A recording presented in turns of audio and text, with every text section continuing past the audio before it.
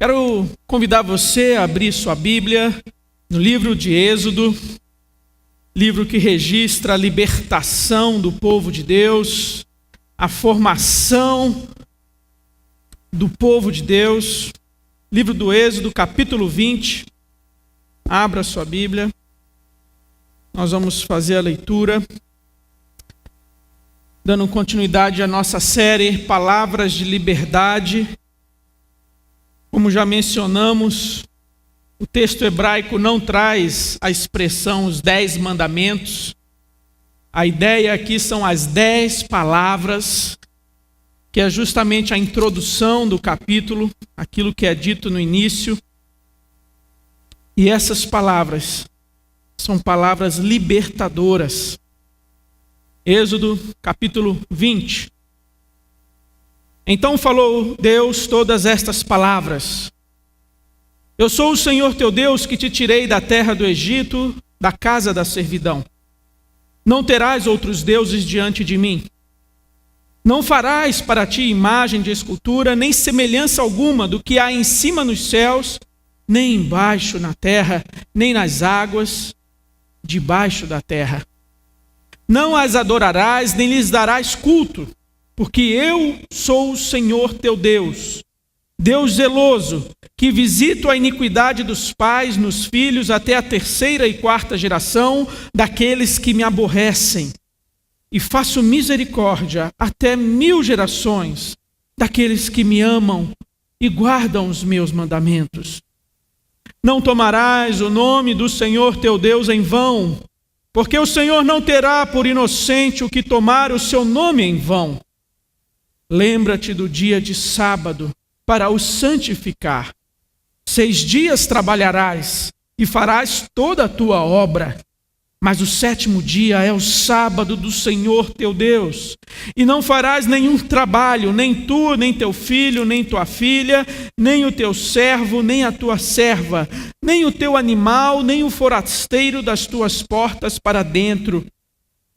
Porque em 6 dias fez o Senhor os céus e a terra, o mar e tudo o que neles há. E ao 7º dia descansou. Por isso o Senhor abençoou o dia de sábado e o santificou.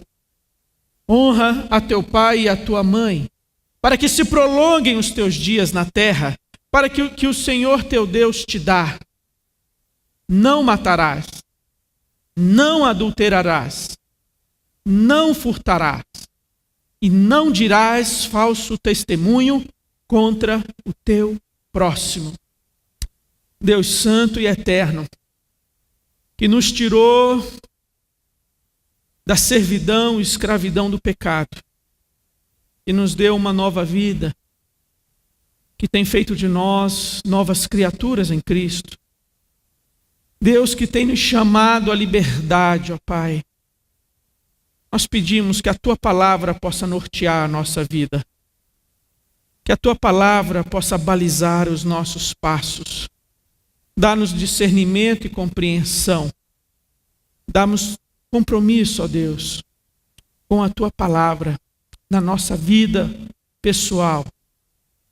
Ensina-nos a andar na verdade, e a Tua palavra é a verdade. Auxilia-nos nesse momento, através do Teu Santo Espírito, ao que nós rogamos, clamamos, em nome de Cristo Jesus. Amém. Irmãos, reiterando aqui o nosso contexto, o nosso cenário, o ambiente dessa passagem, nós então sabemos que aquele que é o opressor, aquele que escraviza e cerceia a liberdade, no contexto de Êxodo, não é o Senhor seu Deus, não são as palavras que ele dá ao seu povo, mas é Faraó. Deus aqui é o libertador. Deus aqui ele já demonstrou a sua bondade, a sua misericórdia, com atos de libertação, prodígios e milagres. Deus não precisa provar mais nada. Ele já apresentou as suas credenciais, ele já revelou até o seu nome pactual a esse povo.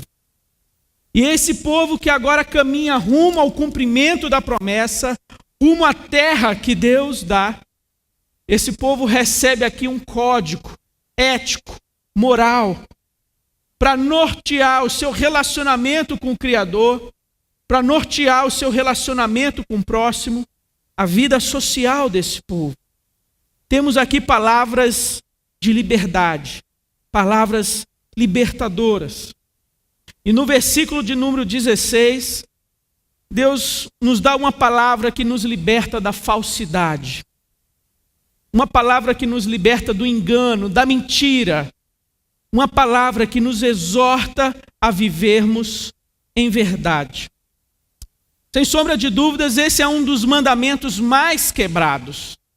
Porque ele pode ser praticado de uma maneira velada, de uma maneira encoberta, até no íntimo do seu coração. Ano passado completou 20 anos de um episódio da escola base em São Paulo, ali no bairro da Aclimação. Uma escola de educação infantil, onde haviam ali sócios da mesma família que dirigiam aquele negócio.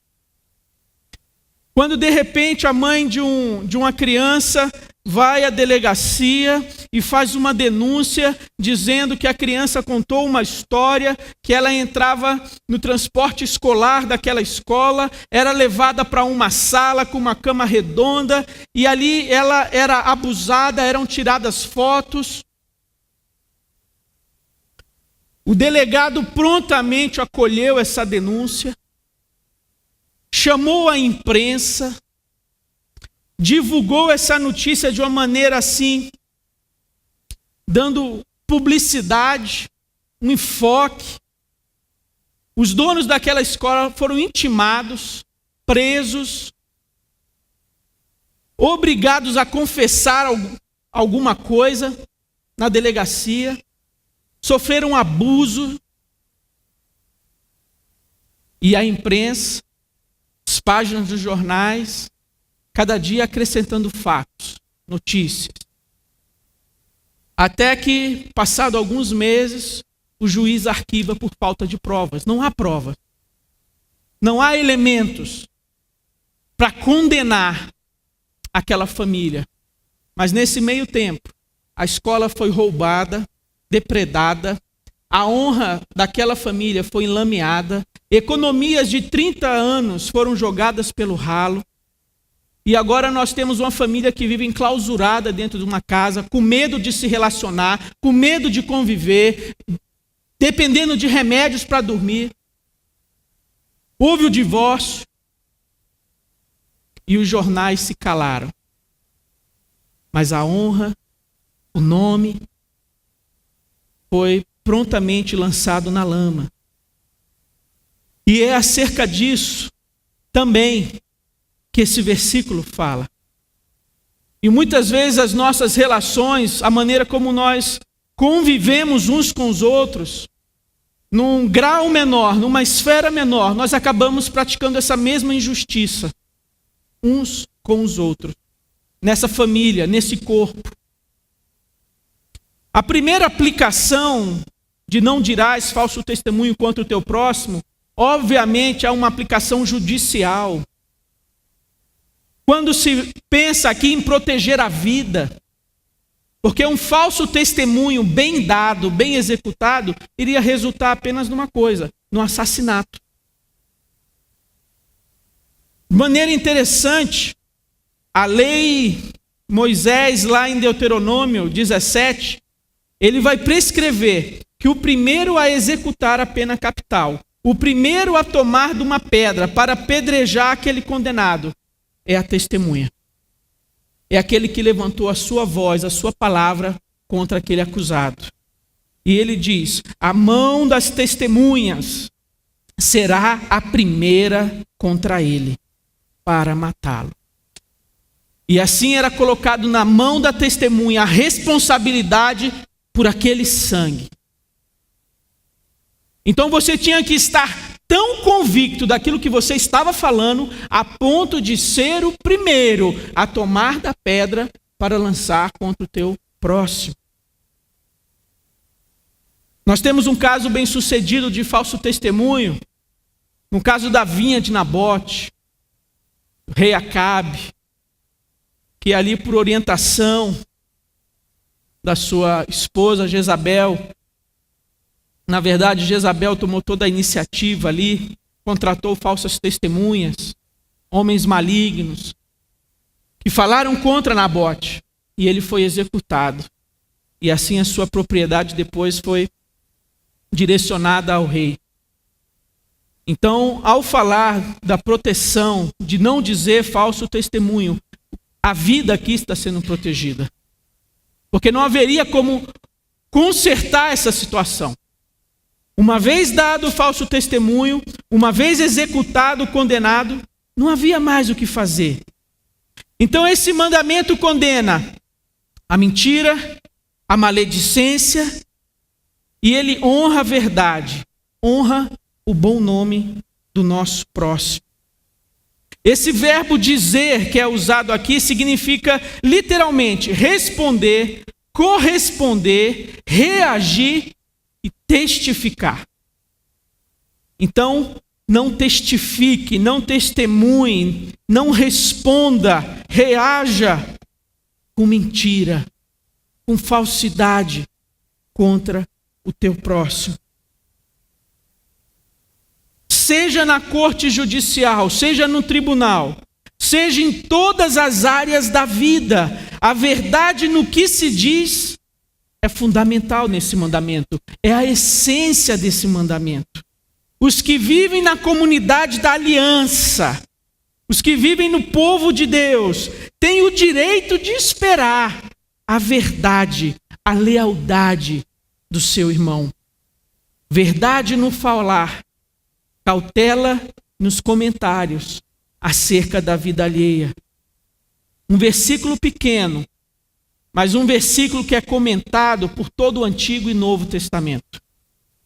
Nos livros históricos, nos livros proféticos, nos livros sapienciais, desde o Salmo 15 até em Provérbios, até nas palavras de Jesus, de Paulo, nós vamos ver alusões à mentira, ao falso testemunho, a falar a verdade com seu próximo. Levítico, capítulo 19, verso 16, ele vai dizer assim: não andarás como mexeriqueiro entre o teu povo. Ah, pastor, ele está falando de fofoca, está falando de maledicência. Mas ele não acabou o versículo. Não atentarás contra a vida do teu próximo. Eu sou o Senhor. Olha como as coisas andam juntas, conectadas, relacionadas pela própria palavra de Deus. O não andar com fofoca, com mexerico, com disse-me-disse acerca do seu irmão, e ele fala: não atentarás contra a vida do teu próximo. Ainda em Provérbios, capítulo 6,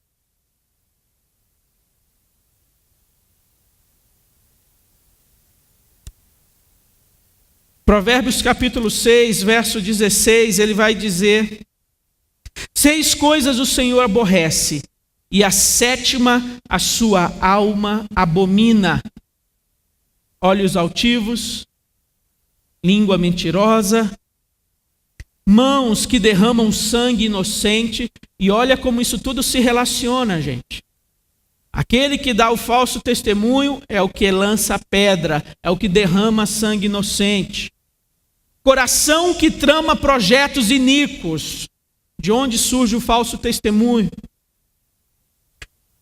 Pés que se apressam a correr para o mal. Testemunha falsa que profere mentiras. E o que semeia contendas entre irmãos.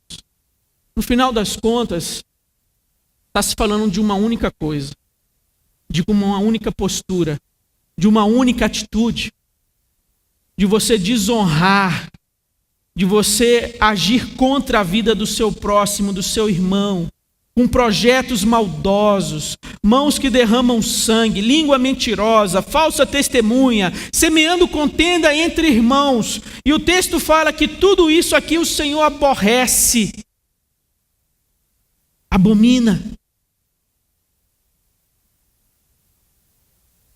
Ao falar mal de alguém, aquele que fala rebaixa o outro e se eleva. Ao condenar o outro, ele diz: eu não faço isso. Tanto é que eu estou condenando essa prática. Estou condenando essa postura. Como é que ele foi fazer isso? E isso é um pecado típico dos covardes. Típico dos covardes. Atacar o outro pelas costas. Tudo aquilo que precisar ser dito, deve ser dito olho no olho, diante do seu irmão, para ele. Pastor Isaltino Gomes Coelho Filho, no seu livro A Atualidade dos 10 Mandamentos, ele faz uma citação de Shakespeare, e ele diz: quem rouba minha honra é pior do que aquele que rouba meus bens. Quem rouba minha honra é pior, é mais cruel do que aquele que rouba meus bens. Porque os meus bens eu posso repor.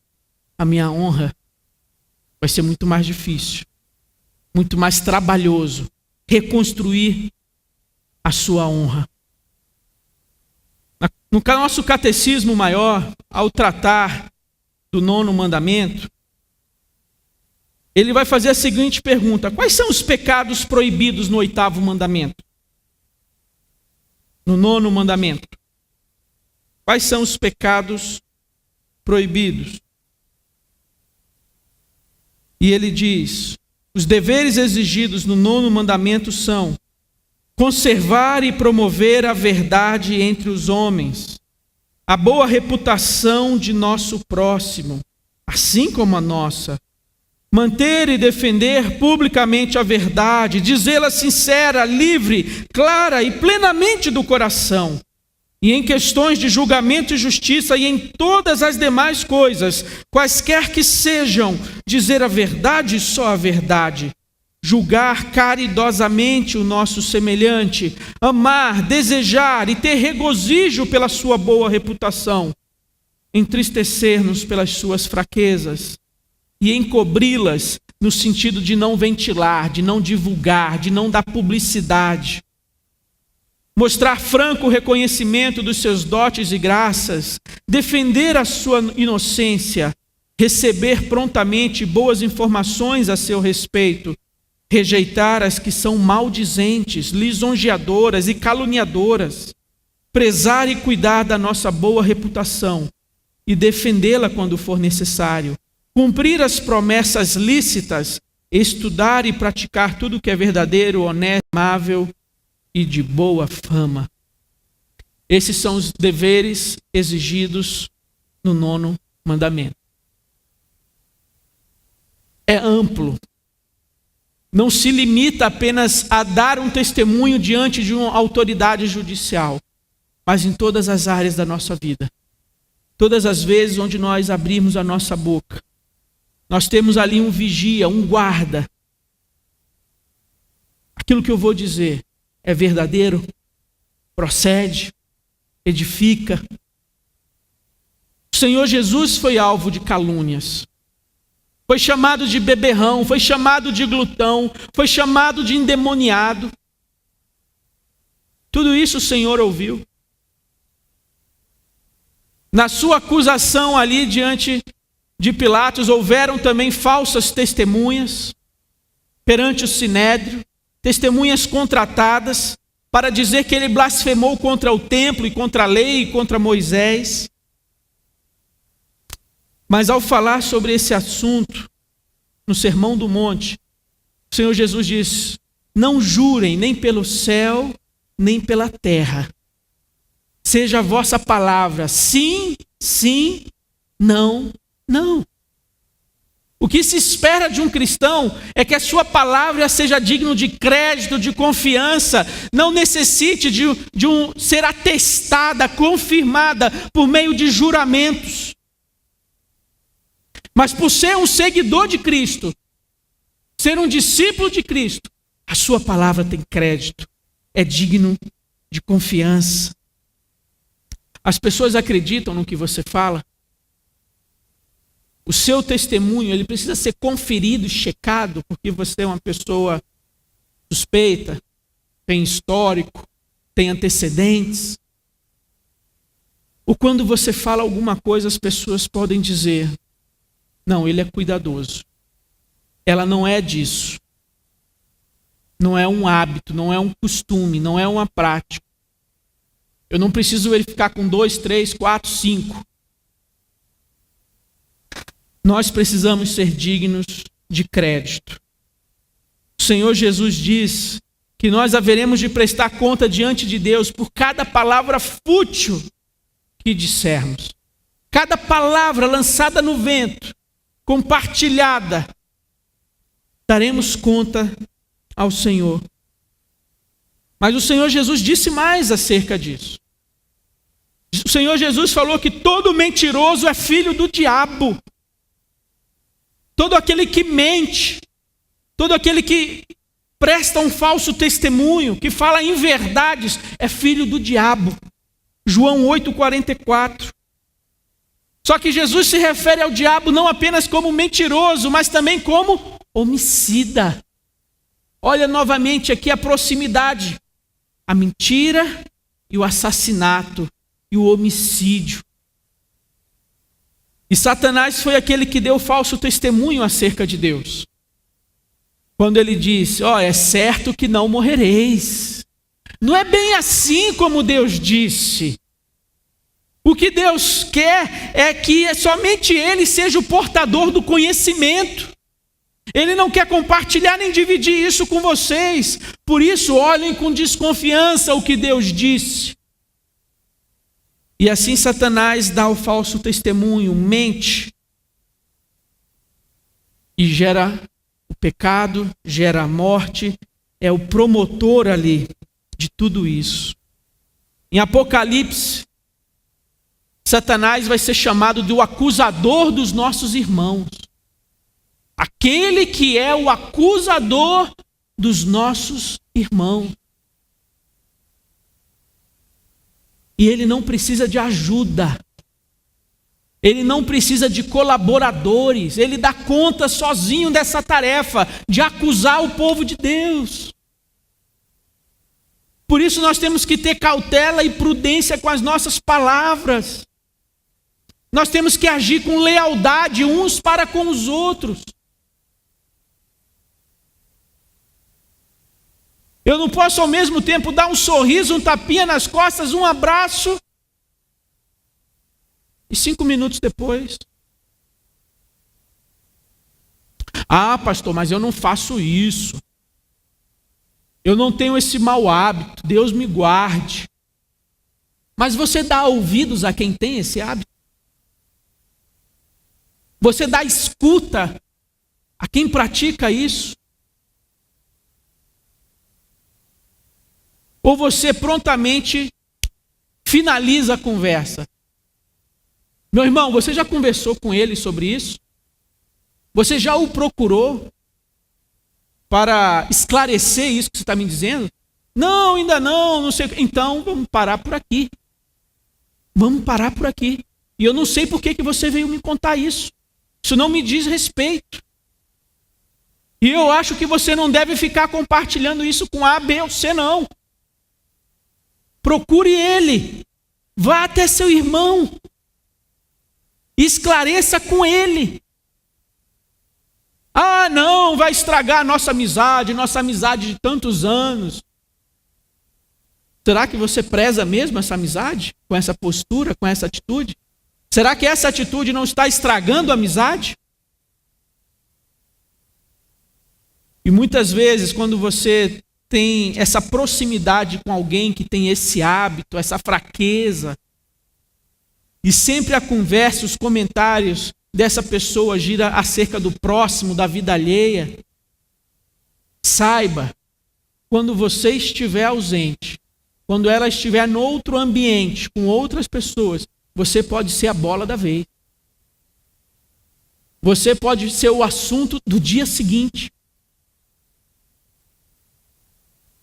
E meus irmãos, esse é um pecado que mina a vida da igreja. Mina a nossa comunhão, a lealdade, a aliança que temos um com o outro. Esse sacramento que nós vamos celebrar, essa refeição pactual que juntos vamos participar, fala não apenas da nossa aliança com o Cordeiro, com o Senhor Jesus, mas fala também da nossa aliança um com o outro. E às vezes nós trocamos até o cálice. E você tem que ser um guardião, um protetor dessa aliança, um pacificador na vida da igreja.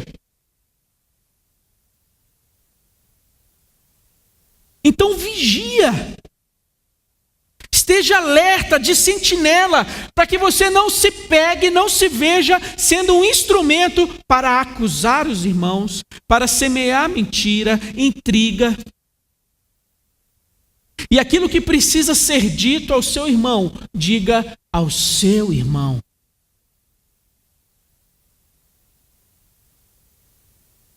Na nossa cultura nós temos às vezes esse hábito. Ficou bom, tá gostoso, tá ótimo. Tá uma delícia. E aí depois, nossa, ainda bem que não ofereceu para repetir, graças a Deus.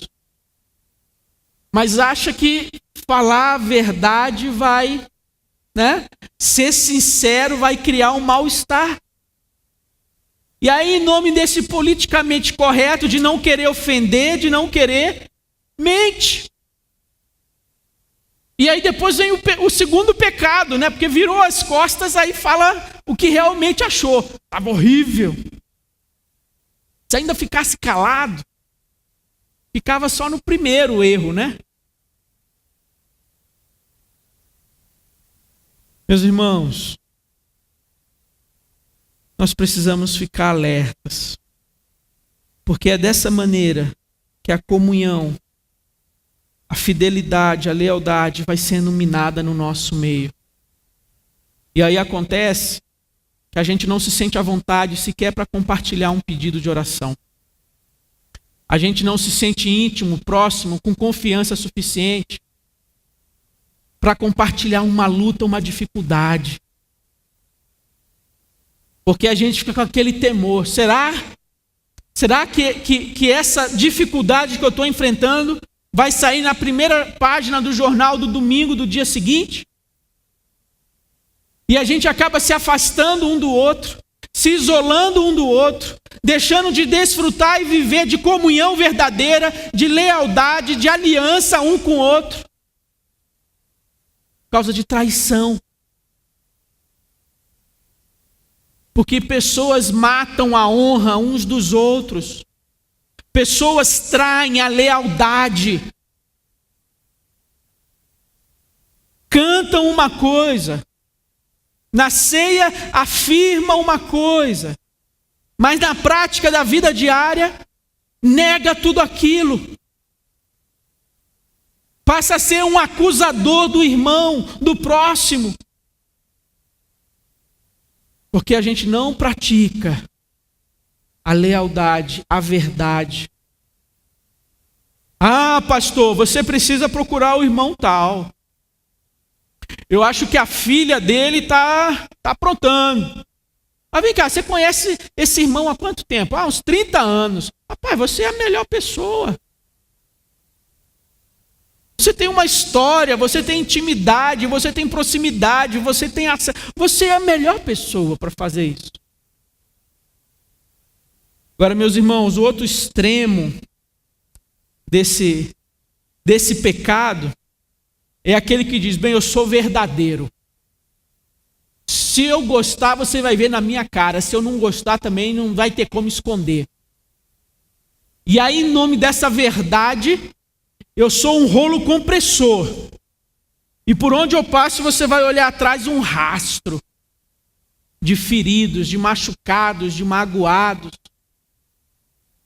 E a palavra de Deus nos orienta a verdade, mas uma verdade temperada com graça, uma verdade recheada de amor. Qual é a nossa motivação com aquelas palavras, com aquela abordagem, com aquela forma de comunicar? Qual é a intenção do seu coração? Mostrar que você é mais santo, mais crente, mais espiritual, afirmar mais uma vez: eu te disse, eu te avisei, você não escuta. E aí condena, acusa, pisa, põe um jugo, um peso, um fardo no irmão. Quando a Bíblia nos orienta a falarmos a verdade em amor, com graça, para edificação, para crescimento do irmão.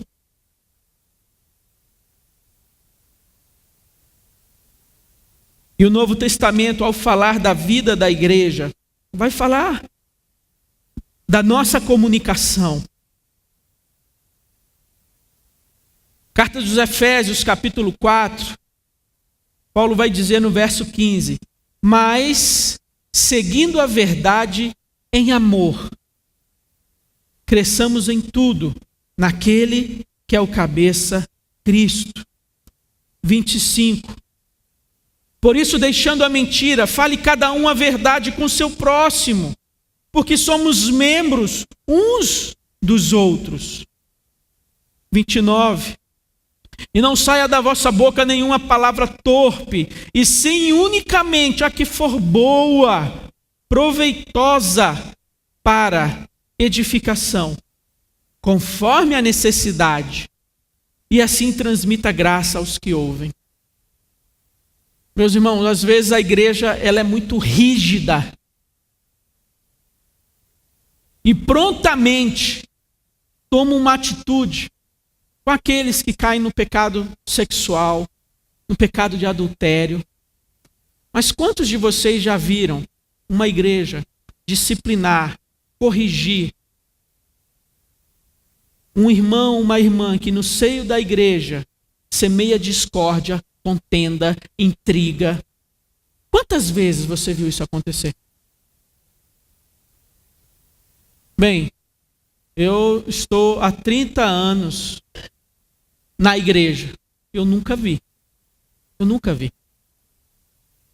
Há uma certa complacência. Se vê como um pecado de menor importância. Mas, meus irmãos, o caluniador, o mentiroso, o fofoqueiro, ele é um parente próximo do assassino, porque ele mata a honra. Ele também está próximo do ladrão, porque ele rouba a dignidade. E ele está no mesmo nível do adúltero, porque ele é um traidor desleal. Ao mesmo tempo que declara uma amizade, age contra, age na calada, na surdina, de maneira encoberta. E a palavra de Deus condena. A palavra de Deus nos chama a vivermos a verdade, a sairmos das trevas e irmos para a luz. Que a nossa palavra seja sim, sim, não, não. Tiago vai ser duro ao falar acerca do pecado da língua. Vai falar do veneno. O escorpião traz o veneno na cauda, e as pessoas que trazem o veneno na sua língua, mortífera. Fogo que arde, que queima e que destrói amizade, que destrói família, que destrói, divide igreja. E a gente não foi chamado para isso, para ser acusador, mentiroso, homicida. A gente foi chamado para se identificar com Cristo, o Cordeiro, que mesmo quando traído, acusado injustamente, ele se dirigiu a Judas e disse: amigo, a que vieste? E aqui não há dissimulação nem falsidade, mas uma oportunidade para manifestação de arrependimento, oportunidade para quebrantamento e para confissão. Senhor, eu estou aqui, mas me perdoa. A minha motivação, a razão de eu estar aqui é que eu vim te entregar, me perdoa. O Senhor que na cruz orou por aqueles que o crucificaram, que o condenaram. Pai, não impute, não acrescente este pecado. Eles não sabem o que fazem. E nós somos chamados a nos identificarmos com Cristo, a falarmos a verdade em amor. Quando a palavra diz que Jesus olhou para aquele jovem rico e o amou, teve compaixão dele. E assim Jesus dizia a verdade. Não para ferir, não para machucar, não para demonstrar a sua santidade, mas era a verdade em amor, para edificar, para abençoar o próximo. E eu e você somos chamados a isso. A vivermos nessa comunidade, nessa aliança. Um povo que anda na verdade.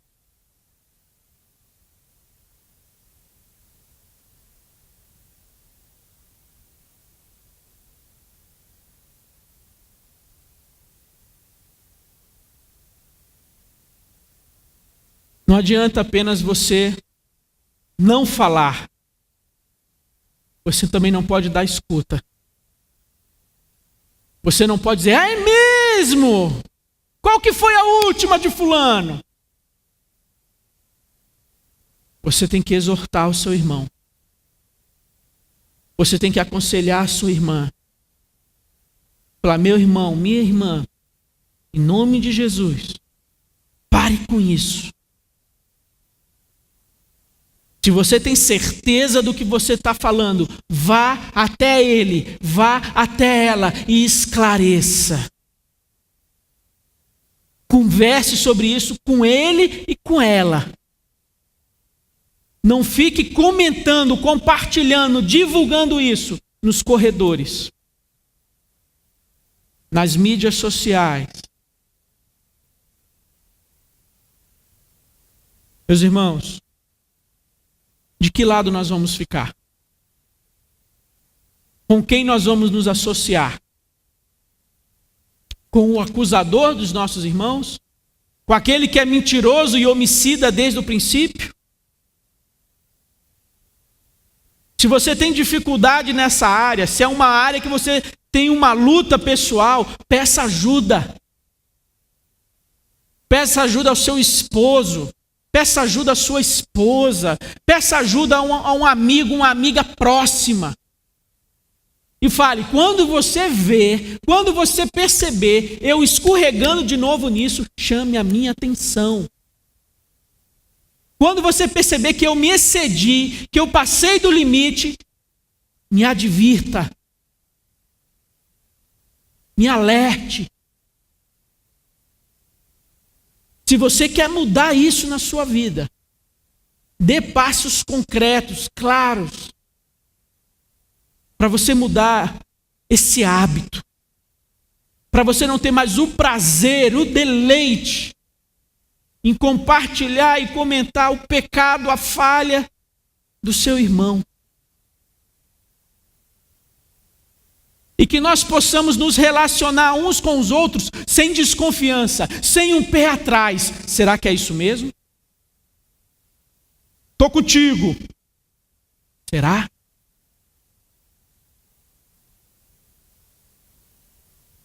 Que aquilo que você falar seja sim, sim, não, não. E a minha, a sua palavra seja digna de confiança e de crédito. E que no seio da igreja, na vida da igreja, nós sejamos promotores da paz. Nós possamos aproximar e ajuntar irmãos e não separar irmãos. Que nós possamos ser instrumentos úteis nas mãos de Deus. Que você possa viver uma vida livre de toda falsidade, de toda mentira, de toda demagogia.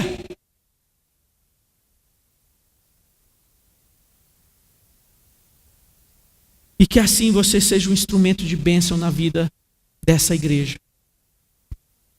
Seja um testemunho para os seus filhos, porque na sua casa o que eles veem sair da sua boca são palavras que edificam e não palavras que crucificam o seu irmão, a sua irmã. Que haja na nossa boca Sempre uma palavra de graça, temperada com sal, para saber como responder a cada um, seguindo a verdade em amor. E assim nós podemos participar da mesa do Senhor, podemos participar da ceia do Senhor, sabendo que nós protegemos essa aliança, que essa aliança é cara e valiosa, que eu não vou desonrar o meu irmão, eu não vou usar a minha boca para espalhar inverdades ou verdades, seja o que for, que venham ferir, machucar, desonrar o meu irmão. Que o Senhor nos guarde do falso testemunho, da mentira, da calúnia, da falsidade. Que o Senhor abençoe a nossa vida, a nossa comunhão, a nossa igreja. Que sejamos um corpo que anda junto, que vive essa aliança, não apenas em cânticos, não apenas em declarações, não apenas em orações, mas no dia a dia, na vida prática, na vida real, na vida cotidiana. Você não precisa ficar com o pé atrás com o pastor Edilton. Você não precisa confiar desconfiando. Porque aquilo que eu precisar falar para você, eu vou falar para você. E o que eu espero de você, meu irmão em Cristo, é tão somente a mesma lealdade, a mesma franqueza, o mesmo amor. Que você precisar dizer a mim, você vai procurar a mim.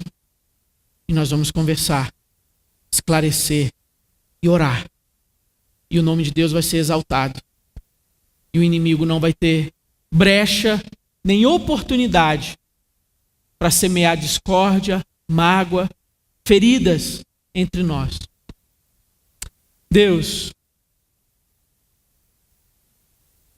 o Senhor conhece o nosso coração, a nossa natureza. O Senhor sabe que nós pecamos em tantas coisas, Pai. E nós carecemos do Teu Espírito para dominarmos os nossos impulsos, a nossa língua. Língua essa que pode ser instrumento de bênção e edificação, mas também um instrumento útil para machucar, ferir, separar. Deus, tem misericórdia de nós e perdoa os nossos pecados. Que nós possamos andar na verdade, a verdade em amor, que edifica, que traz graça ao que ouve, ó Deus. Por isso, repreende no nosso coração toda necessidade ou desejo de se colocar acima, como mais espiritual, como mais justo e correto do que o meu próximo. Mas que eu possa olhar para os erros dele com compaixão e misericórdia. Que eu possa orar por ele e que eu possa procurá-lo com palavras de sabedoria e graça, Deus. Pai, não permita que o inimigo venha semear no meio do teu povo, da tua igreja, a discórdia e a contenda. Tira de nós toda falsidade, toda inverdade, ó Pai. E que ao participarmos da mesa do Senhor, ao celebrarmos essa aliança, esse pacto, possa ser expressão do desejo e da atitude do nosso coração. Nós valorizamos essa aliança. Nós nos comprometemos com essa aliança. E nós vamos proteger e guardar essa aliança, uns para com os outros. Abençoa o teu povo. Abençoa a tua igreja. E que somente o teu nome seja honrado e glorificado na nossa vida, nos nossos lábios, nos nossos relacionamentos, Pai. Nós assim oramos e agradecemos, no nome que está acima de todo nome, Senhor Jesus, o nosso Senhor e Salvador. Amém.